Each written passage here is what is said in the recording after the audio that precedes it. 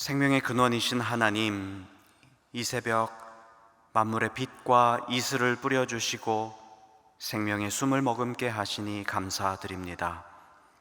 하루하루 죽음을 향해 걷는 절망의 존재가 아니라 우리 안에 머금은 예수 생명으로 말미암아 부활과 영생을 향해 걸어가는 소망의 사람으로 섭니다. 우리를 힘들고 아프게 하는 일들이 많지만 오늘을 새롭게 빚으시는 신실한 손길을 힘입어 주 안에서 하늘의 기쁨과 평강을 가득하게 누리길 소망하오니 오늘 하루를 주님 뜻대로 인도하여 주시옵소서. 길고 습했던 장마가 지나가고 숨이 막힐 듯한 폭염이 찾아옵니다. 특별히 이 뜨거운 열기에 무방비인 이웃들을 위해 간절히 기도합니다. 홀로 무더위를 견디는 어르신들을 지켜주시옵소서. 주께서 시원한 그늘과 위로가 되어주시고 진히 다정한 벗이 되어주시옵소서. 치명적인 온열 질환으로부터 그들의 생명과 건강을 보호하여 주시옵소서. 실외 노동자들이 뙤약볕에서 구슬땀을 흘리며 수고하고 있습니다. 마땅히 누려야 할 쉼과 또 안전한 노동 환경이 보장되게 하시고 단 한 사람도 일터에서 쓰러지거나 생존에 위협받는 일이 없도록 그들의 일터를 안전하게 지켜주시옵소서.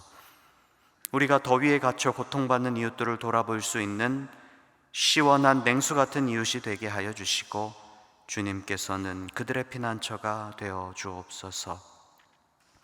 날이 갈수록 심해지는 이상기후와 불가항력적인 자연재해를 보며 인간이 얼마나 연약한 존재인지 다시금 고개를 숙입니다.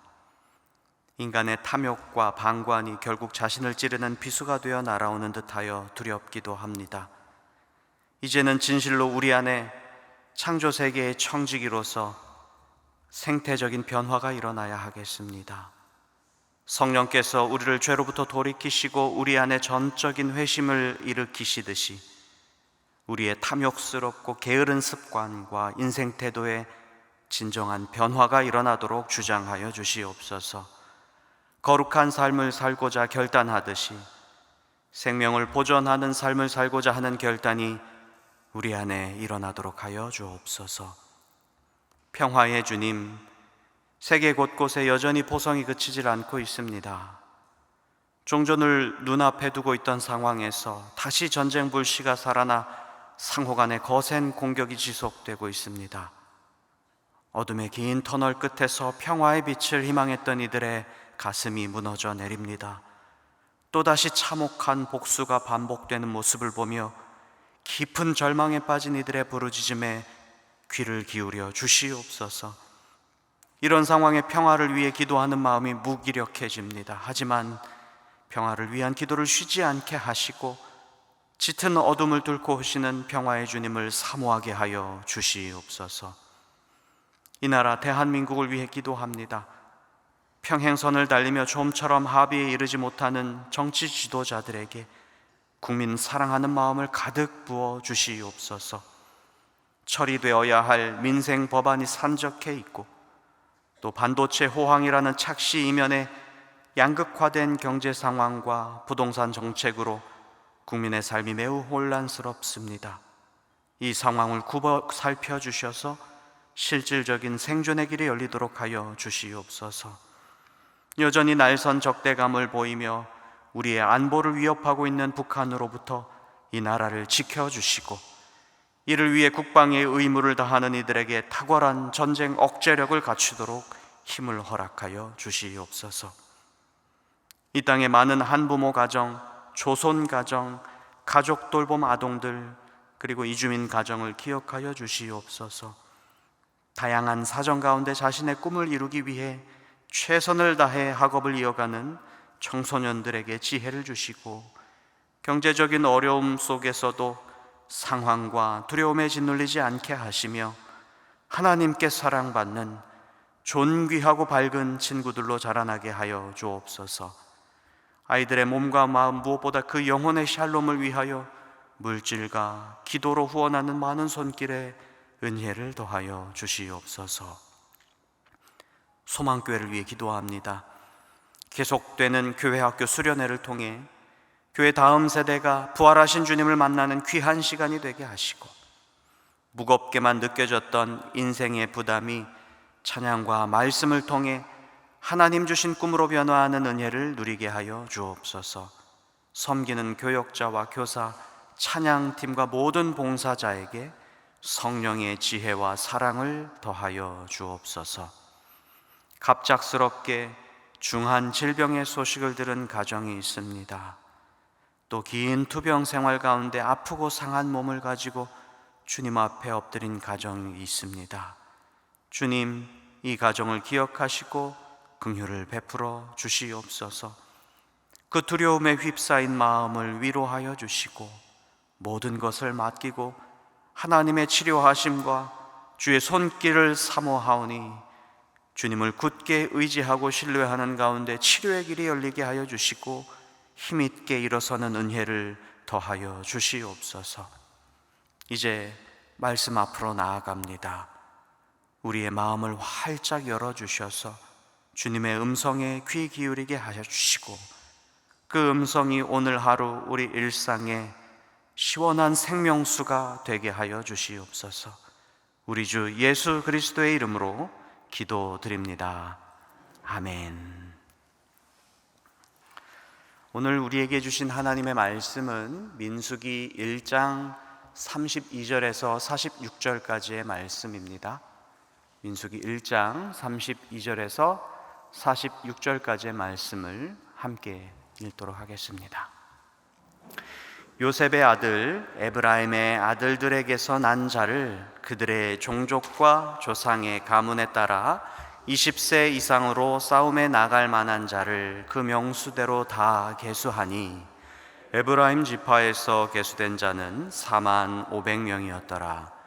므낫세의 아들들에게서 난 자를 그들의 종족과 조상의 가문에 따라 20세 이상으로 싸움에 나갈 만한 자를 그 명수대로 다 계수하니 므낫세 지파에서 계수된 자는 3만 2,200명이었더라.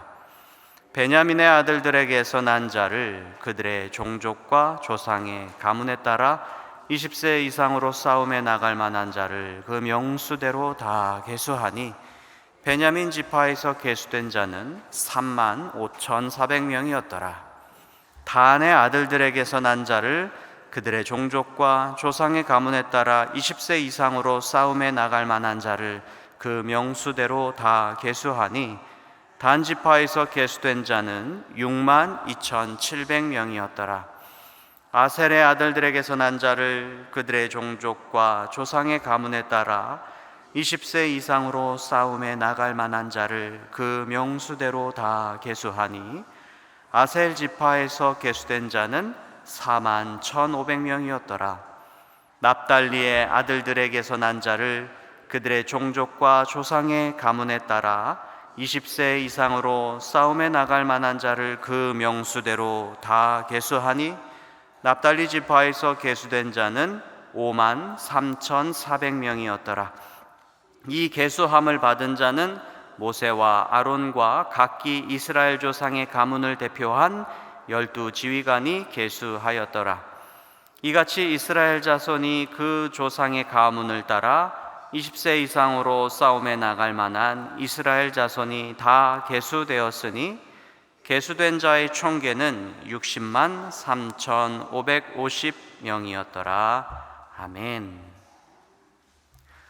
저희 계속해서 민수기 1장을 읽어 나가고 있습니다. 이스라엘 12지파의 족장 이름이 계수되었고 또 그 족장들 이름과 더불어서 20세 이상의 싸움에 나갈 만한 자들이 계수되고 있습니다. 지난 시간에는 이스라엘의 장자인 르우벤, 그 르우벤 지파로부터 스불론 지파에 이르기까지 6 그 지파의 계수가 이루어졌고 오늘은 나머지 6 지파의 계수가 또 이루어지고 있습니다. 먼저 32절을 한번 같이 읽어보겠습니다. 요셉의 아들 에브라임의 아들들에게서 난 자를 그들의 종족과 조상의 가문에 따라 20세 이상으로 싸움에 나갈 만한 자를 그 명수대로 다 계수하니 20세 이상과 또 싸움에 나갈 만한 자 계수되었습니다. 계속해서 지난 시간과 또 지지난 시간에서 말씀을 살펴보시면 이 싸움에 나갈 만한 자에 대한 말씀 잘 풀어주셨습니다.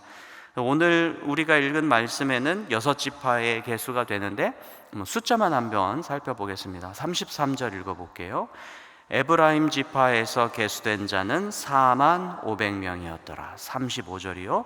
므낫세 지파에서 계수된 자는 3만 2200명이었더라. 37절. 베냐민 지파에서 계수된 자는 3만 5400명이었더라. 39절. 단 지파에서 계수된 자는 6만 2700명이었더라. 41절요. 아셀 지파에서 계수된 자는 4만 1500명이었더라. 마지막으로 43절입니다. 납달리 지파에서 계수된 자는 5만 3400명이었더라. 새벽부터 숫자가 나오니까 머릿속이 복잡해지실 수도 있겠습니다만, 이 민수기 1장에 나오는 이 기록 순서, 이 지파의 기록 순서는 한두 예외를 제외하고서는 주로 대체로 목의 혈통을 따르고 형제들 순으로 기록되어 있습니다. 지난 시간에 살펴본 6지파 중에서 5지파, 그러니까 르우벤, 시므온, 유다, 이사갈, 스불론은 모두 야곱의 첫 부인이었던 레아의 아들들 서열이었습니다. 그리고 오늘 말씀에 나온 처음에 나온 세 지파, 사랑했던 라헬의 아들들입니다. 에브라임, 므낫세, 베냐민 순으로 나오는데 여기서 좀 독특한 건 요셉의 두 아들이에요.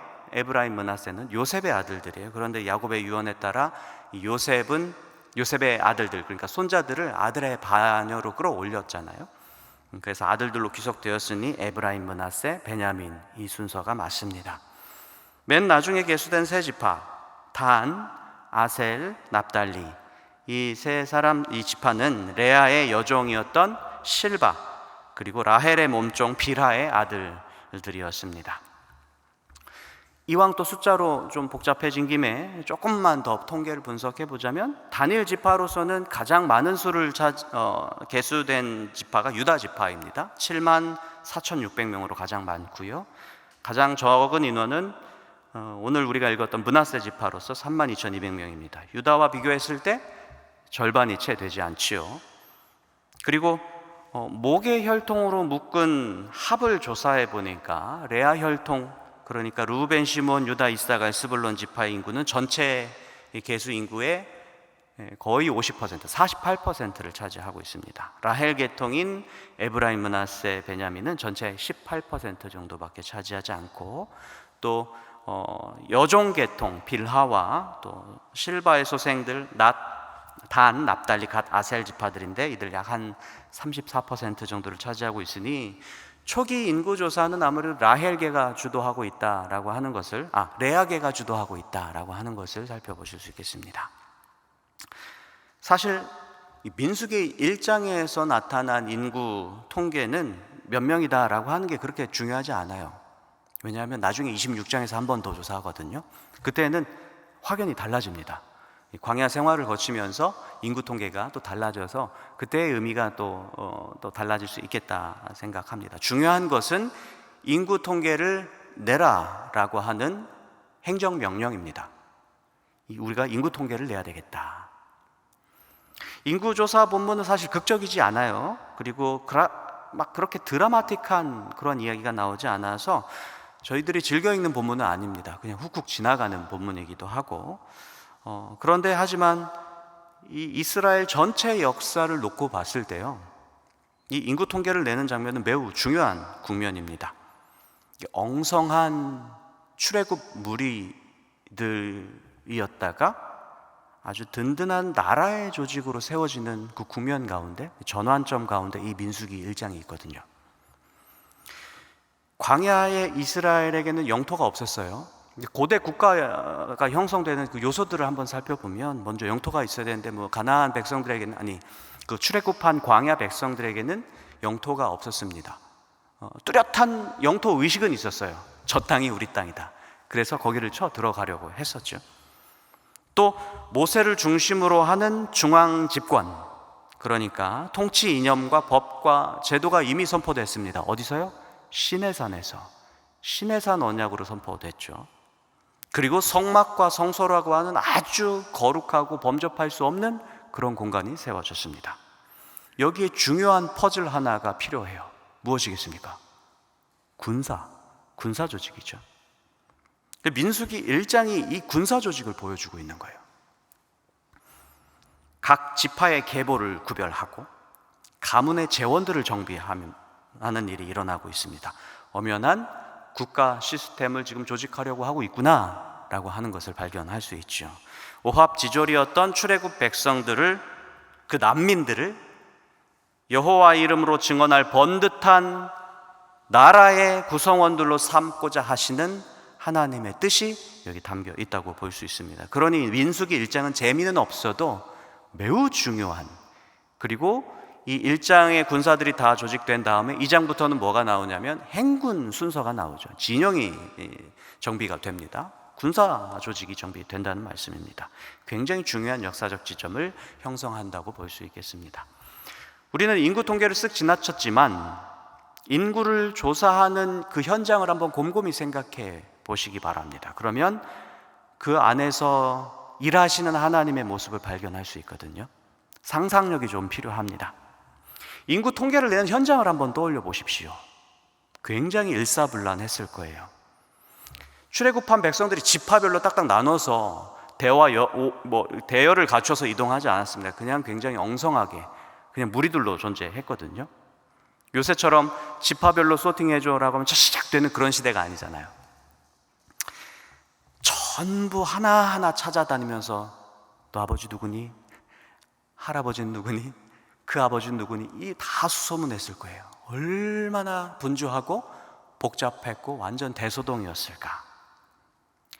그리고 오랜 노예 생활 가운데 자기의 지파를 까먹었던 사람들도 많았을 거예요. 그렇지 않습니까? 하루 그냥 일하고 하루 편하게 살면 그게 끝이다. 그렇게 살았던 노예들이 얼마나 많았겠어요. 요셉도 잊어버렸다고 했잖아요. 그런데 그 요셉의 형제들 이름을 어떻게 알겠냐고요. 뿌리를 잃었던 사람들도 분명히 있었을 것입니다. 계속해서 파고 올라가는 그러한 어떤 조사들이 부지런히 이루어졌을 겁니다. 그리고 당시 광야 백성들에게는 우리처럼 창세기라고 하는 책이 없었어요. 그들은 주로 구전으로 들었거든요. 그러니까 문자로 하나님의 말씀을 듣는 세대가 아니었습니다. 부분적인 이야기들, 핵심적인 사건들을 이야기 곳곳에 있는 이야기꾼을 통해서 구전으로 들었습니다. 그리고 자기 조상을 찾는 과정에서 그 이야기꾼들의 이야기를 들었겠죠. 예를 들어 오늘 우리가 읽어본 에브라임이나 므낫세 지파 같은 경우에는 야곱의 유언의 이야기, 창세기 48장 그 이야기들 구전으로 들었을 때 우리가 야곱의 손자가 아니라 야곱의 아들들로 격상된 그런 지파구나, 이런 이야기들을 들었을 것 아니겠습니까? 그리고 야곱이 요셉을 사실상 장자로 대우한 일, 그리고 에브라임과 므낫세가 얻은 이 유업을 통해서 살펴볼 때 자기 가문들이 다른 형제 지파들보다 2배의 축복과 2배의 유산을 받았다는 이야기들을 듣게 되었을 때 얼마나 감격적이었을까요? 사실상 우리가 장자구나, 우리가 장자로서 살아야 되겠구나, 이런 어떤 마음이 들었을 것입니다. 요셉의 활은 굳세며 그의 팔이 힘이 있으니 야곱의 전능자 이스라엘의 반석인 목자의 손을 힘입음이라, 이 이야기를 들었을 때, 그리고 너의 아버지 야곱의 축복이 요셉 너의 머리로 돌아갈 것이다, 장자의 축복이 들려졌을 때 감격했을 거란 얘기죠. 베냐민 지파도 다른 지파들과 마찬가지예요. 베냐민에 대한 유언은 이랬어요. 창세기 49장 27절을 보면 베냐민은 물어뜯는 일이라, 일이 늑대다. 또 다는 길섭의 뱀이요 샛길의 독사로다. 말굽을 물어서 그 탄 자를 뒤로 떨어지게 하리로다. 이런 예언들이 선포되죠. 유약하고 용기 없는 사람이라도 너는 늑대의 본성을 지닌 사람이야, 이런 어떤 그 전설의 전승을 들으면 깨어나기 마련입니다. 다시 말해서 이 이야기를 들으면서 자기의 지파를 찾아가면서 자기의 뿌리를 찾고 자기의 정체성을 내면화하면서 각성하기 시작했다는 겁니다. 실제로 베냐민 지파에서 누가 나왔습니까? 용사가 나왔어요. 사울. 단 지파에서 누가 나왔습니까? 삼손이 나왔어요. 엄청난 전투력을 갖춘 그런 지파였다는 말씀입니다. 아셀에게 나는 먹을 것은 기름진 것이라 그가 왕의 수라상을 차리리로다. 창세기 49장에 나온 이야기입니다. 납달리는 노인 암사슴이라 아름다운 소리를 발하는도다. 아셀과 납달리에 선포된 그러한 예언이죠. 아셀 지파는 훗날 비옥한 평야지대를 차지하고 또 납달리는 북부 갈릴리 산악지대를 차지함으로써 민첩한 그러한 어떤 움직임이 필요했던 그런 지파였습니다. 이렇게 자기의 뿌리를 찾고 자기 뿌리에 해당하는 조상의 이야기를 들으면 어떤 마음이 들겠습니까?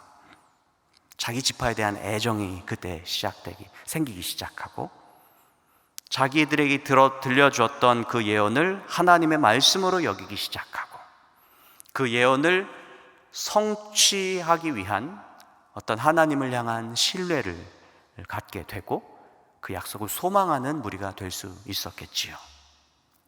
인구조사 과정을 이렇게 깊이 살피고 또 그려보다 보면 하나님께서 어떻게 일하시는지를 살펴볼 수 있습니다. 먼저 앞에서 잠깐 언급했듯이 하나님께서는 오합지졸 백성을 단단한 조직으로 세우시는 분이십니다. 광야 공동체가 엉성한 피난민들이었다고 처음에는 그렇게 말씀드렸어요. 노예들에게 무슨 조직이 있었겠어요? 무슨 전열이 정비되었겠습니까? 그냥 탈출하는 데 급급했고 따라 나오다 보니 홍해를 건너고 따라 나오다 보니 먹을 게 없고 그런 상황이었어요.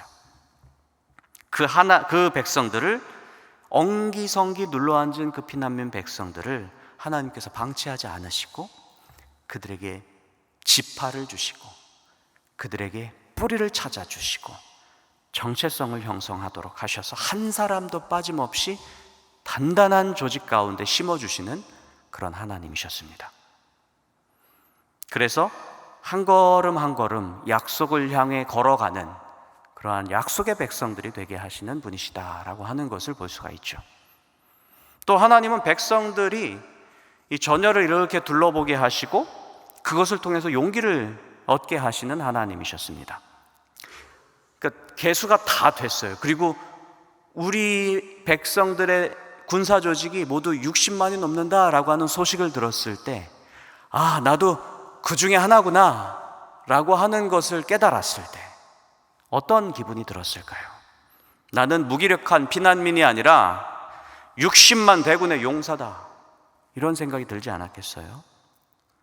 사기가 하늘을 뒤덮었을 것입니다. 이게 조직력의 힘이죠.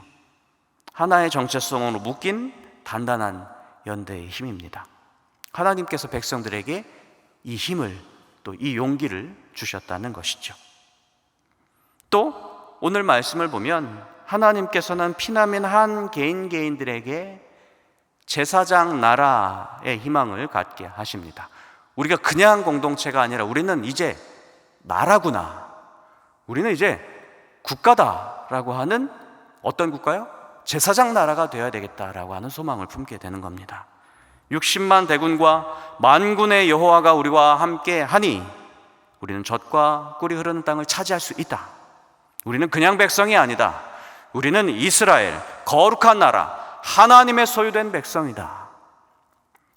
하나님께서 시내산에서 언약을 맺으실 때 하셨던 그 약속을 계속해서 내면하게 되는 것입니다.